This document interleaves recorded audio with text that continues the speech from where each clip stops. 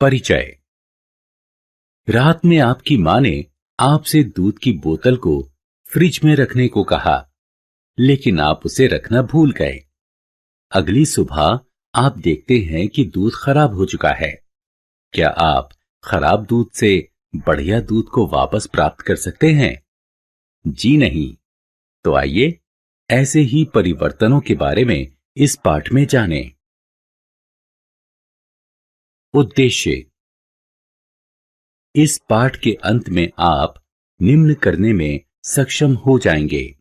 रासायनिक परिवर्तन का वर्णन करना, रासायनिक परिवर्तन का उदाहरण देना। रासायनिक परिवर्तन: कोयले को जलाना, दूध का खराब होना, लोहे का जंग लगना और तांबे पर हरी झिल्ली का बनना रासायनिक परिवर्तन होते हैं। रासायनिक परिवर्तन की विशेषताएं। आपने अपनी मां को आटे की लोइयों से पूड़ी बनाते जरूर देखा होगा। क्या आप पूड़ी से लोई वापस प्राप्त कर सकते हैं?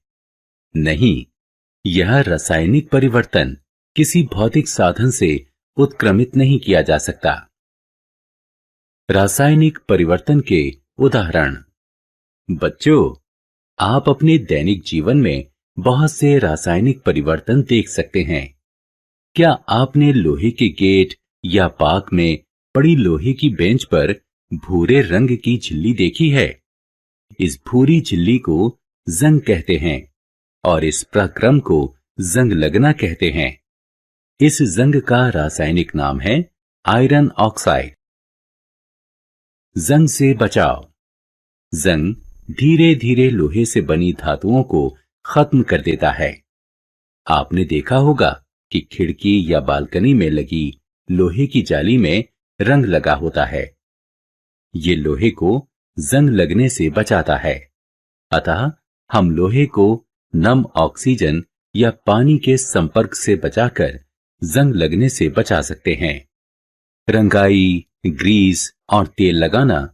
लोहे पर जिंक की परत चढ़ाकर, जिसे यशद लेपन यानी गैल्वेनाइजेशन कहते हैं, और क्रोमियम की परत चढ़ाकर जंग से बचाया जा सकता है। रासायनिक परिवर्तन के उदाहरण। मैग्नीशियम की एक पट्टी लीजिए। इसके एक सिरे को लौ के करीब ले जाइए। यह एक विलक्षण सफेद रोशनी के साथ जलता है और भुरभुरी राख यानी मैग्नीशियम ऑक्साइड शेष बच जाती है। इस राख का गुण मैग्नीशियम से भिन्न होता है, अतः मैग्नीशियम का जलना एक रासायनिक परिवर्तन है। रासायनिक परिवर्तन के उदाहरण। जब मैग्नीशियम ऑक्साइड का जल में विलय होता है तो मैग्नीशियम हाइड्रोक्साइड प्राप्त होता है, जो लाल लिटमस को नीला कर देता है। इससे पता चलता है कि मैग्नीशियम हाइड्रोक्साइड की प्रकृति क्षारकीय होती है।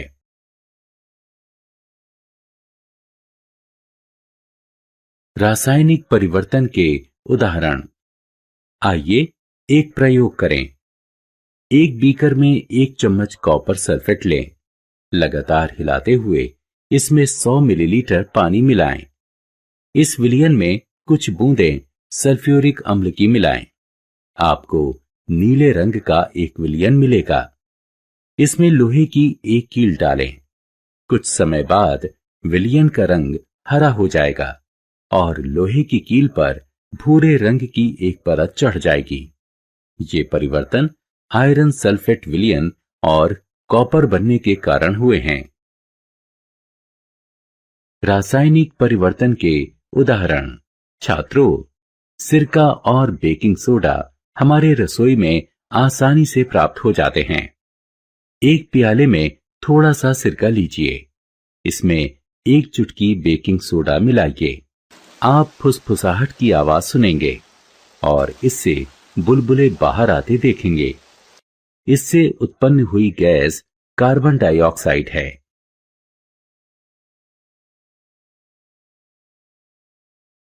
रासायनिक परिवर्तन के उदाहरण।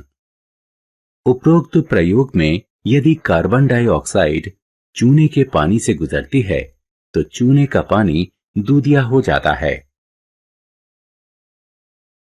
रासायनिक परिवर्तन का प्रयोग। छात्रों, क्या आप हमारे जीवन में रासायनिक परिवर्तन के महत्व को जानते हैं?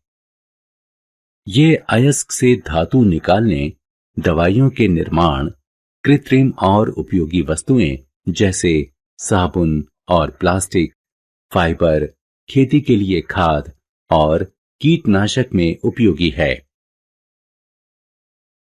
सारांश। आइए हमने जो कुछ सीखा है उसे संक्षेप में दोहराएं। रासायनिक परिवर्तन के दौरान नया पदार्थ बनता है जिसके गुण मूल पदार्थ से सर्वथा भिन्न होते हैं। लोहे का जंग लगना ऑक्सीजन और जल की उपस्थिति में होता है। जंग का रासायनिक नाम हाइड्रेटेड आयरन ऑक्साइड है।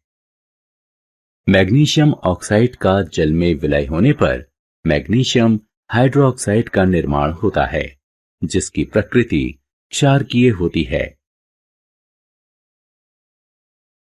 कार्बन डाइऑक्साइड चूने के पानी को दूधिया कर देता है।